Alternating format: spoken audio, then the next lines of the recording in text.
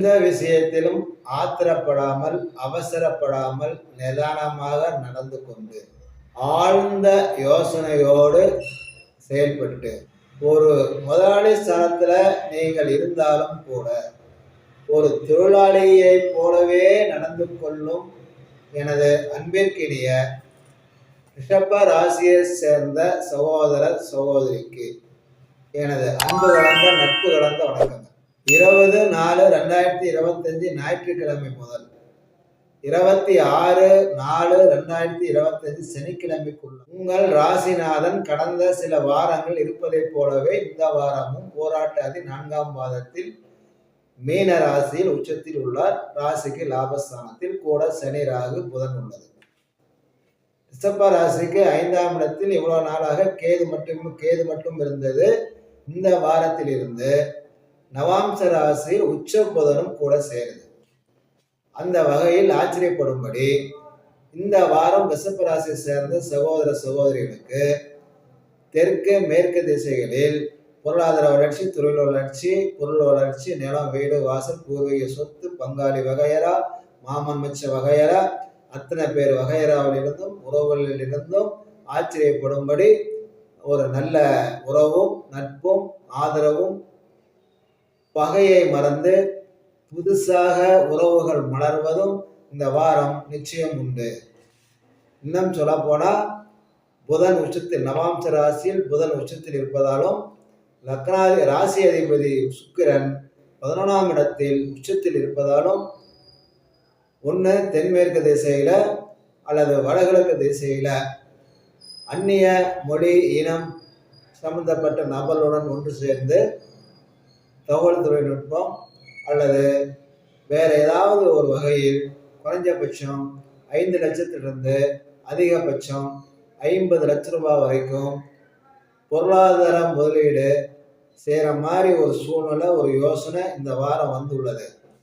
செய்யலாமா வேணாவா அப்படிங்கிற கேள்விக்கு உங்களுடைய பிறந்த ஜாதகத்தில் தற்சமயம் என்ன தசை என்ன புத்தி நடந்து கொண்டு இருக்கின்றது அப்படிங்கிறத தெரிந்து கொண்டு அதன் பிரகாரம் முடிவெடுங்கள். என்ன காரணம் அப்படின்னா, ரிஷப ராசியில் கிருத்திகை 2, 3, 4ஆம் பாதத்தில் பிறந்த சகோதர சகோதரிக்கு வருகின்ற 20/4/2025 ஞாயிற்றுக்கிழமை 12 மணிக்கு மேல 21/4/2025 திங்கட்கிழமை 12 மணிக்குள்ள கணவன் மனைவிக்குள்ள குழந்தைகள் விஷயத்துல, பிள்ளைகள் விஷயத்துல, சகோதர சகோதரி இந்த மாதிரி ரத்த உறவு வகைராவில் வெளியில தொழில் கூட்டாளிங்க, சக ஊழியர்கள், மேல் அதிகாரிகள் இந்த மாதிரி வகைராவில் உங்களுக்கு எதிரான சில சூழ்நிலைகள் இருக்கின்றது, நடக்கும்.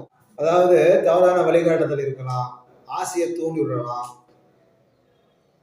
அதனால கொடுக்கல் வாங்கல் பொருளாதார விஷயத்துல முன்னெச்சரிக்கை அவசியம். 20, 21, 22, 24 அதாவது ஞாயிற்றுக்கிழமை, திங்கட்கிழமை, செவ்வாய்க்கிழமை, வியாழக்கிழமை இந்த நாட்களில் உங்கள் செயல்பாடுகளில் நிதானமும் பொறுமையும் அவசியம். ரிஷப ராசியில் ரோகிணி நட்சத்திரத்தில் பிறந்த சகோதர சகோதரிக்கு தொழிலையோ உத்தியோகத்திலேயோ வேலையிலேயோ குடும்பத்திலேயோ வெளியிலேயோ பிரச்சனை எல்லாம் எதுவும் இல்லை, அதான் நல்லா இருக்கு. ஆனா கணவன் மனைவிக்குள்ள வெறுப்பு, கோபம், நீ இல்லைன்னா பரவாயில்ல, எனக்கு வேற வழியா இல்லை, என்னால் எதையும் செய்ய முடியும் அப்படி தவறான யோசனை பேச்சு இதெல்லாம் கூட கணவன் மனைவிக்குள்ளார வரும். ரிஷப ராசி ரோகிணியில் பிறந்தவங்க, குறிப்பா ரோகிணி எப்ப என்ன செய்யுங்கிறது யாருக்குமே தெரியாது. மாமனார், மாமியார், இளைய சகோதரன் இந்த 3 விஷயத்துல ஒரு விஷயத்துல நல்லதே நீங்க சொல்லியிருந்தாலும் சரி, நல்லதே பண்ணியிருந்தாலும் சரி, ஆனா இந்த வாரத்துல இந்த கிரக நிலைகள்ல அவர்களால உங்களுக்கு மன உளைச்சலுக்கு ஆளாகணும் அப்படிங்கிற மாதிரி வந்திருக்கு. ஒருவேளை அவங்க எல்லாம் உங்கள்ட்ட அனுசரணையா இருக்கிறாங்க அப்படின்னா அவங்களுக்கு உடல்நல பாதிப்பு, அதனால மருத்துவ செலவு வரும், வேற ஒன்றும் வரும். இந்த 2 பிரச்சனையுமே எதுவும் இல்லைங்கிற பட்சத்துல கணவன் மனைவிக்குள்ளாரையே வம்பு வழக்கு பண்ணிக்கிட்டு கோச்சிக்கிட்டு வைராகியத்தோட வீட்டுக்குள்ளாரையே ஒருத்தருக்கு ஒருத்தர் பேசாம தனித்தனியா இருந்துக்கிட்டு தேவையில்ல நான் தேவையில்ல நீ வேணவே வேணாம் அப்படிங்கிற மாதிரி அனாவசியமா பேசுற மாதிரிலாம் வந்திருக்கு. குடும்பம் முக்கியம், இது தற்காலிகத்து நேரம் தான். ஆனால் இந்த வாரம் உங்களுடைய பேச்சிலையும் வார்த்தைகளையும் நிச்சயம் நிதானம் தேவைப்படும். முன்னெச்சரிக்கை. ரோகிணி நட்சத்திரத்தில் பிறந்தவங்களுக்கு குடுக்கல் வாங்கலையோ வருமானத்திலேயோ காசுலையோ எந்த பிரச்சனையும் இல்லை. கணவன் மனைவிக்குள்ளார வெளியில வேலை பார்க்குற இடத்துல நல்ல நண்பர்கள்கிட்ட உங்களுடைய அதிகாரத்தையோ கௌரவத்தையோ காட்ட வேணாம். மிருகரேசம் 1, 2 இந்த பாதங்களில் பிறந்த சகோதர சகோதரிகளுக்கு நீயும் வேலையில உத்தியோகத்துல தொழில கண்டிப்பா இந்த வாரம் கவனமும் அக்கறையும் தேவைப்படும். இப்போ நெருப்பு, கெமிக்கல், ரசாயனம், உஷ்ணம், பெரிய பெரிய மிஷினரி, பெரிய பெரிய வாகனங்கள், இந்த மாதிரி கடுமையாக உடல் உழைப்பும் மூளை உழைப்பும் செய்து கொண்டிருக்கும் மிருகரேஷம் 1, 2 பாதங்களில் பிறந்த நண்பர்கள் ராசிக்கு 12ஆம் இடத்துல சூரிய உச்சமாகி செவ்வாய் நீச்சத்துக்கு போகிறதுனால உஷ்ணம் சம்பந்தமா, அதே மாதிரி இந்த பாய்லர் வேலை, கொதிக்கிற நீர், கெமிக்கல், ரசாயனம் எதுவாக இருந்தாலும் சரி இதில் வேலை பார்க்குறவங்க இந்த வாரத்தில் நிச்சயம் நிதானம், பொறுமை, அவசரம் இல்லாமல் பொறுமையாக இருந்து பார்த்துக்கணும். காரணம் 12ஆம் இடத்துல 12ஆம் இடங்கள் ராசி 12ஆம் இடங்கிறது வந்து கால் பாதத்தில் ஏதாவது சின்ன சின்ன பிரச்சனைகள் வரலாம் அப்படிங்கிறது கிரக நிலைகள் சொல்லுது. ஜோதிடம் என்பது முன்கூட்டியே எச்சரிப்பது தான்.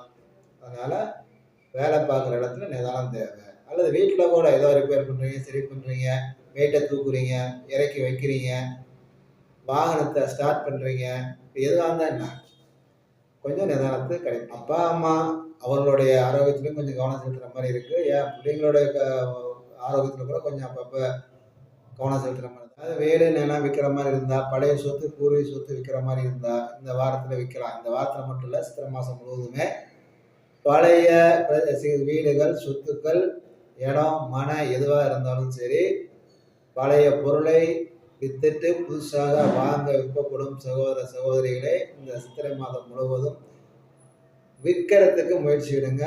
அல்லது இடித்து விட்டு அழித்து விட்டு புதுசாக கட்டுறதுக்கு உருவாகிறதுக்கு முயற்சிங்க. அதெல்லாம் செய்யலாம்.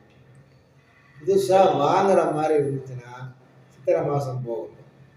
சுப செலவுகள், சுப விரயங்கள் இந்த வாரத்தில் இல்லை. திருமண முயற்சியில் இருக்கும் சகோதர சகோதரிகளுக்கு தொடர்ந்து முயற்சிகள் தேவைப்படும்.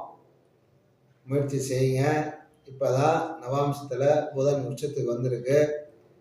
இதுக்கு மேலே தான் சரியான நபர்கள் நல்ல தகவல்களை, சுப தகவல்களை, ஒத்து வர அமைகிற மாதிரி வரன்களை சொல்ல ஆரம்பிப்பார்கள். அதனால் தொடர் முயற்சி தேவை. விஷயத்தில் யாருக்கிட்ட பொறுப்பை ஒப்படைச்சிங்களோ அவர்கள் பொறுப்பு இல்லாமல், அக்கறை இல்லாமல், ஏனோ தானோன்னு இருந்திருப்பார்கள். அதை நீங்கள் உணர்ந்து அந்த நபரை மாற்றிவிட்டு தெற்கு மேற்கு திசையில் ஒரு புதிய நபரை தொடர்பு கொண்டு முயற்சி மேற்கொள்ளுங்கள். வெற்றி நிச்சயம் கிடைக்கும். பொதுவாக ரிஷப ராசியில் எந்த நட்சத்திரத்தில் பிறந்திருந்தாலும் இந்த வாரம் குடும்பத்திற்குள்ளும் வெளியிலும் அதிக பிரசங்கித்தனமா அதிகாரத்தையோ அல்லது ஆணவத்தையோ காட்டினார், கோபம் ஆத்திரப்பட்டு பேசினால், வார்த்தைகளை விட்டார், காலமாக நீங்கள் சம்பாதித்து வைத்திருக்கும் நல்ல பெயரும் கௌரவமும் பாதிக்கப்படும். கணவன் மனைவிக்குள் தாம்பத்தியம் பாதிக்கும். அதனால இந்த வாரம் மிக மிக நிதானம், பொறுமை அவசியம். சுத்தமாகவே தூக்கலாமலே போயிடும். பெருமாள் கோயிலுக்கு போகலாம். சப்த கன்னிமார்களை கும்பலாம். தற்சமயம் இருக்கிறீங்களோ அங்கிருந்து தென்மேற்கு திசையில் 57வது கிலோமீட்டரில் ஆதி காலத்து பழங்காலத்து 700 வருஷம் பழமையான கன்னிமார் சாமி, சப்த கன்னிமார் சாமி நிலப்பகுதியில் இருக்கும். அல்லது துர்க்கை, காளிங்கிற பேரில் போல இருக்கலாம். உங்களுக்கு எப்போ வாய்ப்பு கிடைக்குதோ போய் வணங்க ஆரம்பிங்க. எப்போ போனாலும் அங்கே நீங்கள் ஒரு மனநிலை பாதிக்கப்பட்ட நபரை கண்ணில் பார்க்குற மாதிரி இருக்கும். அந்த மாதிரி நபர்களை கண்ணில் பார்த்தா அவங்களுக்கு ஏதாவது தர்மம் பண்ணிட்டு, அதாவது உணவு சாப்பாடு வாங்கி தந்துட்டு நல்லெண்ணெய் விளக்கு போட்டு வேண்டுதல் சரியாயிடும். வாழ்த்துக்கள். வணக்கம்.